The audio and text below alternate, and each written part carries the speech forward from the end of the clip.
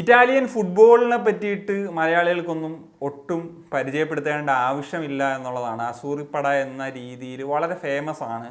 ലോകകപ്പിലൊക്കെ വളരെ സക്സസ് ഉണ്ടാക്കിയിട്ടുള്ള ഒരു രാജ്യം തന്നെയാണ്. കഴിഞ്ഞ 2 ലോകകപ്പിൽ യോഗ്യത നേടാൻ സാധിച്ചില്ലെങ്കിൽ കൂടി അടുത്ത ലോകകപ്പിൽ 2026 ലോകകപ്പിലേക്കുള്ള യോഗ്യത എങ്ങനെയെന്നുള്ളതും സംശയത്തിലാണ്. പക്ഷേ അവർ 2026 നടക്കാൻ പോകുന്ന മറ്റൊരു ലോകകപ്പിലേക്ക് യോഗ്യത നേടുന്നു. അതായത് ക്രിക്കറ്റ് ലോകകപ്പിലേക്കാണ് അവർ യോഗ്യത നേടുന്നത്. 2026 ഇന്ത്യയിലും ശ്രീലങ്കയിലും വെച്ച് നടക്കുന്ന T20 ലോകകപ്പിലാണ് ഇതാദ്യമായിട്ട് ഇറ്റലി യോഗ്യത നേടിയെടുക്കുന്നത് എന്നുള്ളതാണ്. ഏതാണ്ട് 32ഓളം രാജ്യങ്ങളാണ് യൂറോപ്യൻ മേഖലയിൽ നിന്ന് ഈ ഒരു ക്വാളിഫയർ ഘട്ടത്തിലൊക്കെ മത്സരിച്ചിട്ടുണ്ടായിരുന്നത്. അവിടെ നിന്ന് പല ഘട്ടങ്ങളിലായിട്ട് മത്സരിച്ച് ഫൈനൽ സ്റ്റേജിൽ 5 ടീമുകൾ അടങ്ങുന്ന ഒരു മത്സരങ്ങൾ നടന്നിരുന്നു.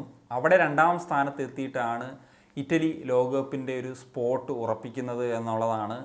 സെയിം പോയിന്റ് ഉണ്ടായിരുന്ന മറ്റൊരു ജേഴ്സി എന്ന് പറഞ്ഞ രാജ്യം കൂടി ഉണ്ടായിരുന്നു. പക്ഷേ നെറ്റ് റൺ റേറ്റ് ആണ് അവസാന മത്സരം തോറ്റെങ്കിൽ കൂടി അവർക്ക് ഒരു ഗുണകരമായിട്ട് വന്നതും ലോകകപ്പിലേക്കുള്ളൊരു യോഗ്യത നേടിയെടുക്കാനായിട്ട് സഹായകരമാകുന്നത് എന്നുള്ളതാണ്. ഇപ്പം യൂറോപ്യൻ മേഖലയിൽ നിന്ന് അടുത്ത ലോകകപ്പിൽ 4 രാജ്യങ്ങളാകും ഉണ്ടാകുക. ഓൾറെഡി റാങ്കിങ്ങിൻ്റെ ബേസിസിൽ ഇംഗ്ലണ്ടും അയർലൻഡും യോഗ്യത നേടിക്കഴിഞ്ഞു. ഇപ്പോൾ ഇതാ യോഗ്യതാ മത്സരങ്ങൾ കളിച്ചിട്ട് നെതർലൻഡ്സും അതുപോലെ ഇറ്റലിയും യോഗ്യത നേടിയെടുക്കുന്നു എന്നുള്ളതാണ്. നെതർലൻഡ്സിനെ പറ്റി പ്രത്യേകിച്ച് പറയേണ്ടതില്ല. അവർക്ക് ലോകകപ്പിൽ ചരിത്രങ്ങളുണ്ട്.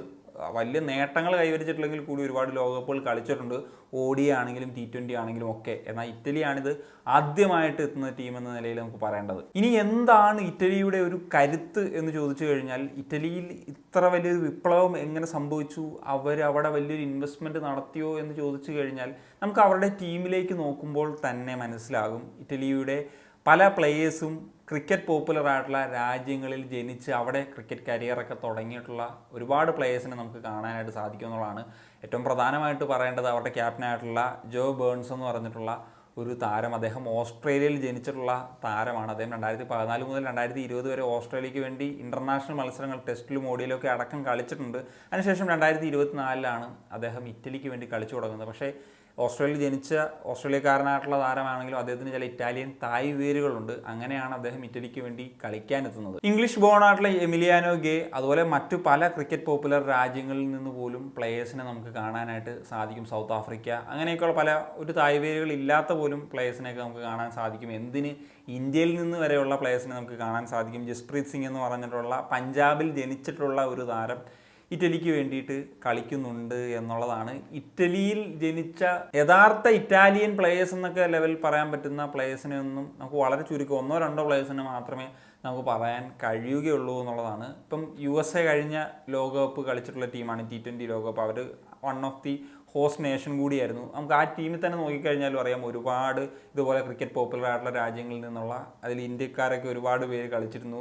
കോറി ആൻഡേഴ്സനെ പോലത്തെ മുമ്പ് ന്യൂസിലൻഡിനൊക്കെ വേണ്ടി കളിച്ചിരുന്ന താരങ്ങളൊക്കെ ഉണ്ടായിരുന്നു എന്നുള്ളതാണ്. ഈ ഒരു പ്രതിഭാസം നമ്മൾ പലപ്പോഴും കാണുന്നതാണ്. ക്രിക്കറ്റ് പോപ്പുലർ ആയിട്ടുള്ള രാജ്യങ്ങളിലെ താരങ്ങൾ പുതുതായിട്ട് എമേർജ് ചെയ്ത് ക്രിക്കറ്റിലേക്ക് വരുന്ന രാജ്യങ്ങളിലെ പ്ലേയേഴ്സ് ആയിട്ട് വരുന്നത് എന്നുള്ളത്. പിന്നീട് ക്രിക്കറ്റ് ഒരു പോപ്പുലറായിട്ട് ആ രാജ്യത്തൊക്കെ മാറുമ്പോഴായിരിക്കും അവരുടെ ഓൺ കൺട്രീസിൽ നിന്ന് അവിടെ തന്നെ ജനിച്ച അല്ലെങ്കിൽ അവിടെ തന്നെ തായ് വേരുകളുള്ള പ്ലേയേഴ്സ് അവരുടെ പ്ലേയേഴ്സായിട്ട് വരുന്നത്. എന്താണെങ്കിലും T20 ഫോർമാറ്റിന് നല്ലൊരു പോപ്പുലാരിറ്റി ആണ് ഉള്ളത്. ഒരുപാട് രാജ്യങ്ങൾ ക്വാളിഫയർ ഘട്ടങ്ങളിലൊക്കെ കളിക്കുന്നു. ഒരുപാട് രാജ്യങ്ങൾ സൗഹൃദ മത്സരങ്ങളൊക്കെ കളിക്കുന്ന ആ ഒരു കാര്യങ്ങളിലേക്കൊക്കെ എത്തുന്നുണ്ട് എന്ന് പറയുന്നത് ഒരു അഡ്വാൻറ്റേജ് ആണ്. USA കഴിഞ്ഞ വർഷം യാതൊരു വിധത്തിലുള്ള പ്രതീക്ഷയില്ലാതെ വന്ന് നെക്സ്റ്റ് റൗണ്ട് സൂപ്പർ 8ലേക്ക് കടന്നിട്ടുള്ള ടീമാണ്.